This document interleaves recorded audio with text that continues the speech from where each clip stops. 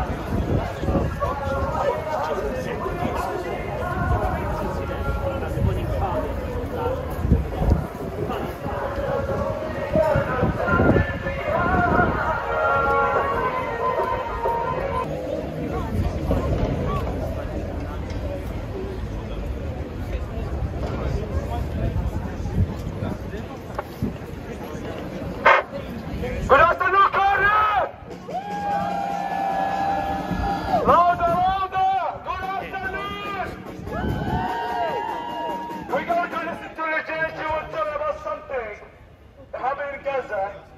So go on.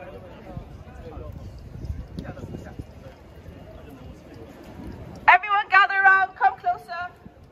Just so it's easier for everyone to hear.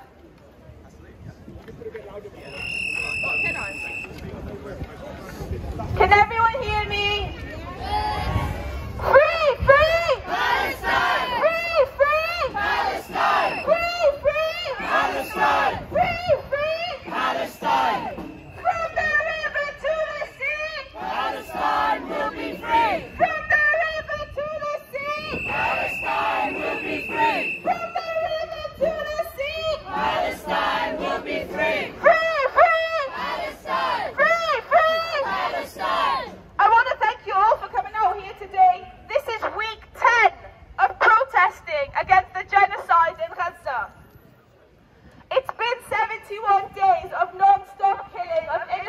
children, innocent women and innocent men. Because of you guys, the boycott movement has resulted in Puma no longer sponsoring the Israeli football team.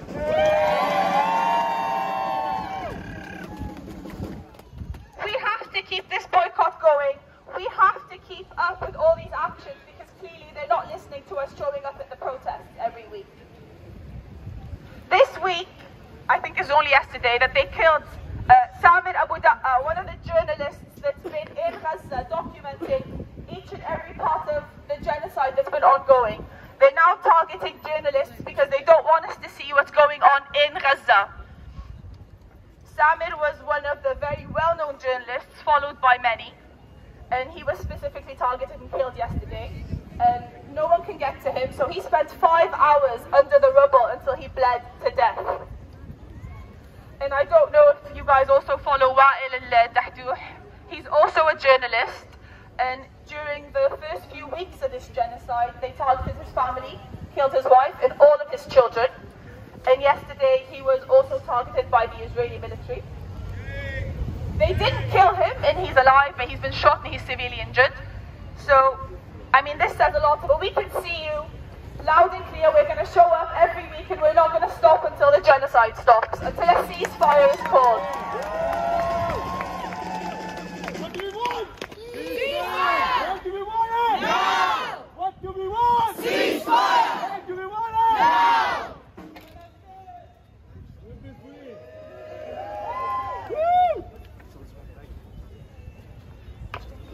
Okay, I'm not going to try and get up there because I'll never get back down. And as has been pointed out, we're seeing through the propaganda now. We need to raise our voices to show them we no longer believe the lies. But beyond this, we also need to show them that we know, and to give our government and big companies no other choice than doing the right thing. The British government is not just complicit in Israel's massacre in Gaza, it enables it. By abstaining in the UN Security Resolution demanding an immediate ceasefire in Gaza a couple of weeks ago, they gave Israel the green light to continue the slaughter. It's not just political cover that our government is giving. It's giving logistical support too. As declassified UK revealed this week, UK secretly sent 500 extra troops to Cyprus, and they're being used to supply weapons to Israel. Yeah, yes, shame. The RAF continues to fly transport planes to Tel Aviv without any explanation of what's in the huge cargo loads. This is all done on the quiet because our weak government knows just how unpopular Israel's bombardment is with the people of this country. We're seeing it. We're standing up against it. As was mentioned, we see Puma no longer sponsoring the Israel football team. BDS works. We're not saying that's the only action you take. It's one of many actions. And one of the things we could focus on is Barclays Bank. Barclays Bank owns shares worth over $1.5 billion in companies supplying Israel with weapons, military technology that they use in violence against Palestinians. In addition, Barclays provides these companies with over $5 billion worth of loans and other services. I won't go through the amounts, but it would make you sick to see how much money is going. BAE Systems, one of the world's largest arms producers. Fighter aircraft, warships, tanks, armoured vehicles, artillery, missiles, small arms ammunition, military electronic systems and cyber security products. That's where the money goes. Caterpillar supplies bulldozers that demolish Palestinian homes, schools, villages, infrastructure, sewage pipes, water pipes, and they enable the illegal creation of illegal settlements. Boeing, the second largest arms manufacturer in the world. It makes the Apache attack helicopter, the Hellfire missile, and those are all used in bombarding Gaza. So by providing that kind of money, the investment and financial services, Barclays helps provide weapons and technology. And it also creates a credit for them and raises their market share. So what we're asking is to think about boycott, divestment and sanction. Target consumer boycotts are stopping retailers across the world, stopping them selling products. We've seen about the blockade of the canal and how Israeli ships are having to go far further, raising costs. Think about boycotting, for example, Barclays. Think about fruits and vegetables when you're buying things from the shops. Have a look. If it's produce of Israel, don't get it. It's probably being produced in an occupied territory. One particular thing, and you may have seen it, Sabra hummus, and it sells itself as a really positive thing. It's a really cynical thing that provides money, that offers support to the Israeli army.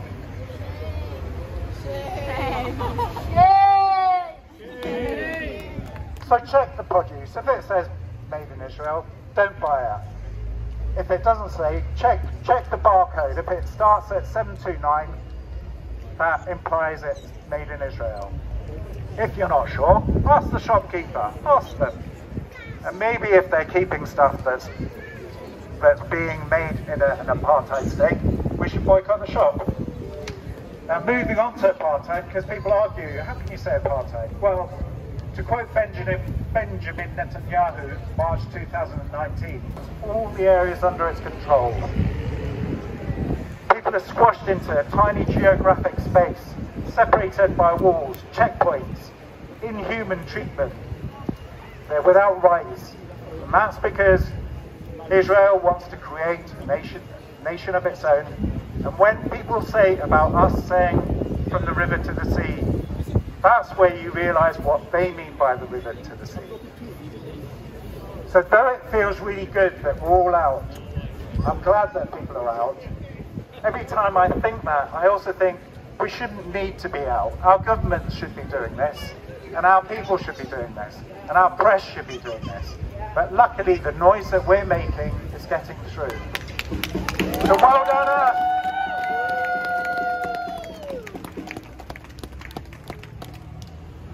Free, free Palestine! Free, free Palestine! Free, free Palestine! Okay, I'm gonna try a new one this week. So I need you to repeat after me. I'm gonna say the whole thing and then you guys follow, okay? So it's brick by brick, wall by wall, Israeli apartheid has to fall. Brick by brick, wall by wall, Israeli apartheid has to fall. Brick by brick, wall by wall, Israeli apartheid has to fall. Brick by brick, wall by wall, Israeli apartheid has to fall. A bit louder than that. Brick by brick, wall by wall, Israeli apartheid has to fall. A little bit louder. Brick by brick, wall by wall, Israeli apartheid has to fall. Brick by brick, wall by wall, Israeli apartheid has to fall. And this week, I think after 10 weeks of protesting, I think we no longer just want a ceasefire, we want justice. So when we say, what do we want, please say justice.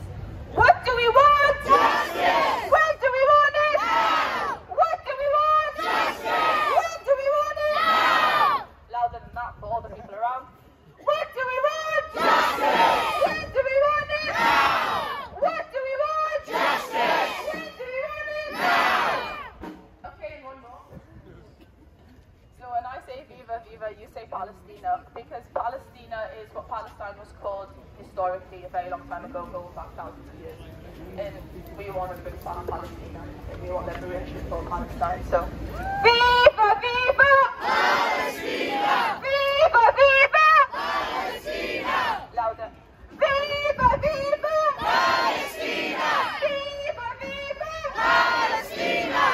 Okay, let's try that again. Brick by brick, wall by wall, Israeli apartheid has to fall. Brick by brick, wall by wall, Israeli apartheid has to fall. What do we want? Justice! When do we want it? Now!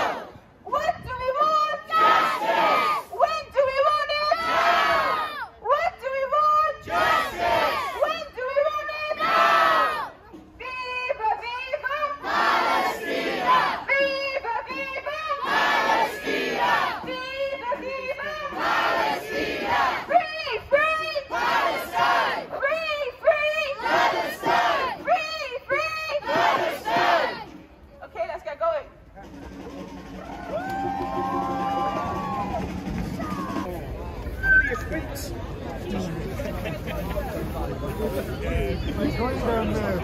Nice lady.